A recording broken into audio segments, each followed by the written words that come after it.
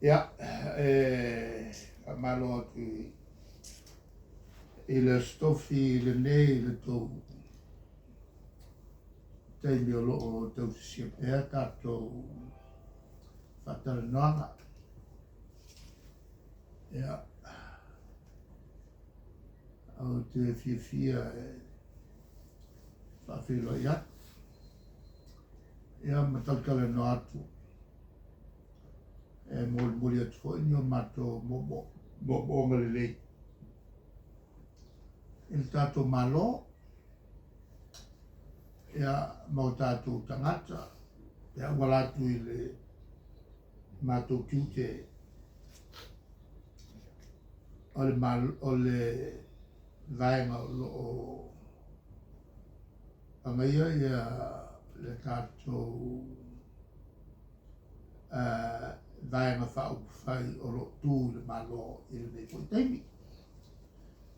E le leo na to amata mea. A maine to sili ia ma o talia. O na o talia toi lea i tau tonu. O lea to te fia mawai se marama maanga. O le tawa le tū lea. O na te o taimi o te vai atu sila ngal malo ai me se fo ila i tau ripoti e sa o te utara nonga. E ia na i mea i le o le misi. E mo mia tātou tangata i au i diri atu. Ia mamara malama i fo i fuafuanga whai ma ngā ioi ngā whai o lo o whanga solo e le tātou whainga malo lo tui foe, e le teimi le nei. Ia, la fotuloa le amno,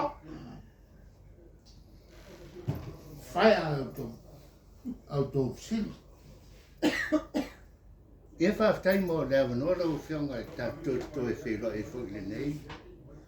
Le nei as, I amata tira te sili to langa tau tamau ainga wai o le matau pito sili na male alina o le i nei vai ting. Ia male sa ua fo i te whaalongo ia langona whaalia o te Tele Company. O fo wane nei vai ting I le vidi atu o mtanga ruenga ma whaalapo pitonga tau le mano. E kau sa I di maia se tutongi o tupe fui nei o lefa pe o le arias, pe o le no fai tala fai company. E fōringa mai I le tala noa Tele Company. E fō le mea. Ona sau whinangaro na naito. Mga lua lo sili e le au te lenga o te mawai. E tala no lo i te mawai, tala no o rota le noa le tau sui whaka. E le mawhia na mea o tau sui whaka. A fiai o tātou kinata. Ia mai e mana ia le tala noa le skina ia ta u le lastona nei, lastona vai aso lea. Nā lua whatau mai sana letos. Le letos. O I lea e whailau samisi. Nā kangolole a mai lau se rua pe koru. Tu ia I tuton. O I kapis kapis. Ia o le letos la. Nā lua mai.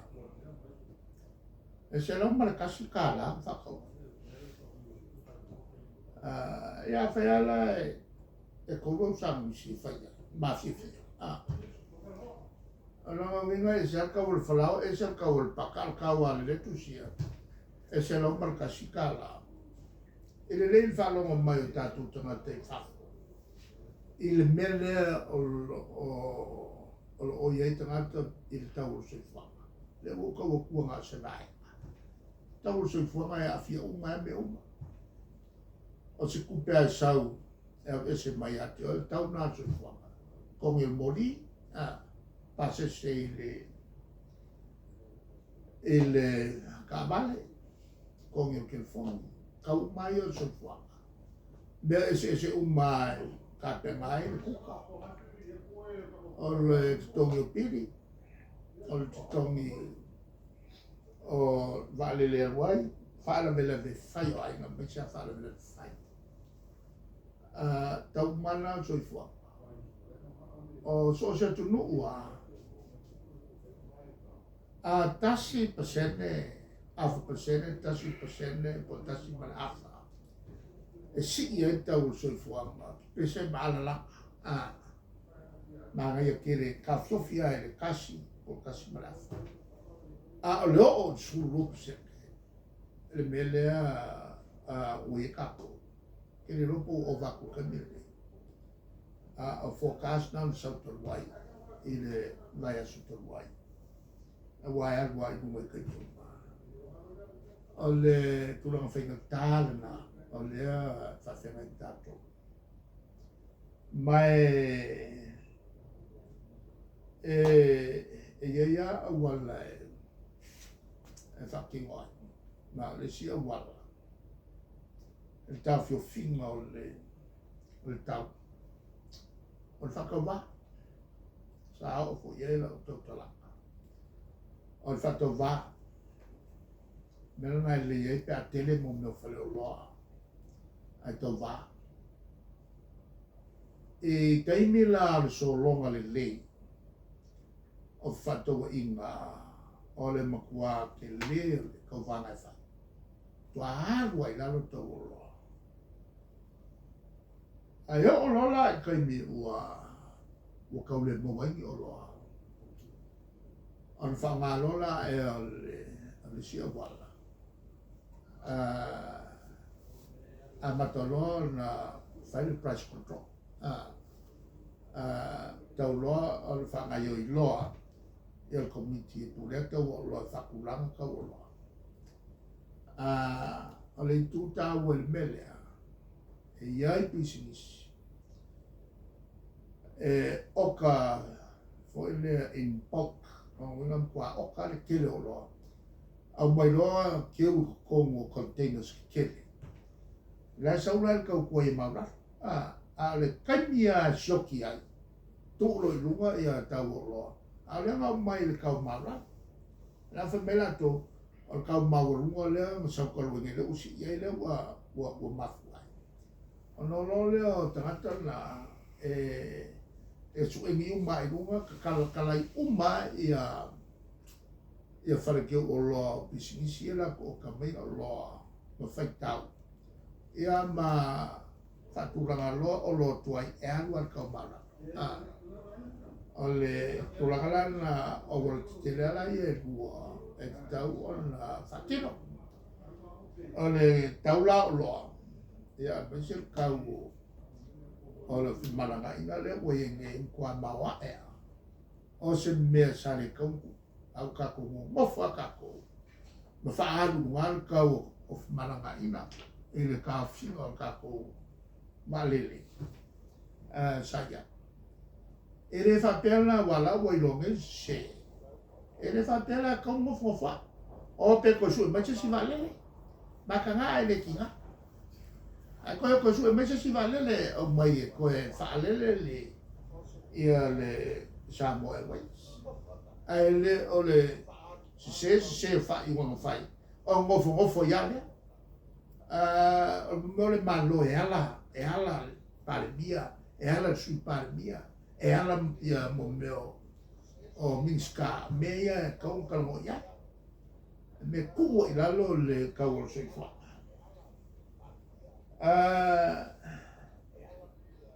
o le tulanga le si tulanga le salanga le mele ua tupu temi nei sa ta ua aku ia le lupi fa o aku le whalapotonga lea o ngafa ma tupe e au mai ma teu mo whalawilame whafose whapea fo i ma la fonga fisa la fonga ua whai mwhara me lave ia te utou o la whai pisinisi. ai leo se mea sa masanga leo aku e kulkuliloa ia la fonga kulkuliloa sa fanga o lupi fa kulkuliloa ia kupe kipi mai i le ave build up ai ia le te unga tupe mo fa lave tupe fa kose o le fasik e mafu e sa mele kasi al mafuanga o le mafuanga ua ke lea le whalekongu lea o whawhengai business. E mantua foi o le malo creating a business. O le malo la mkawhaioi lea. O le whangaioi o te mawaiwa. Ia maua businessi. A le awhai businessi, maola i le awhai business. Lea tātou ta ua i le ngangana whaperetania o le partnership with the private sector. Ka ko ke soso ngai le malo o le malo le ye le malosi e soso ngai business o la fa pefea o nga soso ia le malo o la voi ia le kapen o la voi pisi kapen ka la ko e ka ofi mai business mai ia la ko ai fa ia la ko e sam kerena ko o le sa o kala ngoai kalwai ia e ko kolo ala kola sa fa I ko kapelata e ia la ko farkal malo ko le voi langa va kupele le foi nga va ve on fa mangalo ia ka la fu ai si farkal malo wala manguia ai ma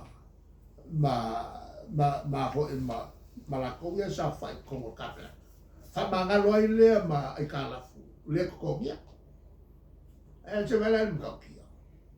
Ai oisi a meila ko masinki. E o e whai a walai. Takasi e malako wo. Wale ko e whasalongi. O le mele wa kupu. Wa pei ua whapiko o whai le malo. I wo malako lava pisinisi o rato aina. O le mele lea. O le solution o le fo meia. Whaila mi kom. Al mele ngā e ka au ke le mele a whai sa e sau. E ko kongo e kaukua le malo. E le mawhai. O nga e kaukua ingeri isi ko lua. Le malo, maulama business. E o mange waru lo kai me. E wha o loa I ngai oe. Mukua le ai se mafu ang kakao. Nga ame ai se pisi sa fo ni whanga. E whaiai le e wha ke le kupe a resi miniska. Mai manga masing ke le wha ke le a kiri ai kupe a le miniska lea. Wha pe whea isi kako kakai whaia la ko pisi. Wha pe whea. Papefela ko.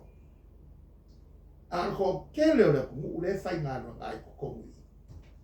O lea ngā leo a mafuai. Le tūranga lea.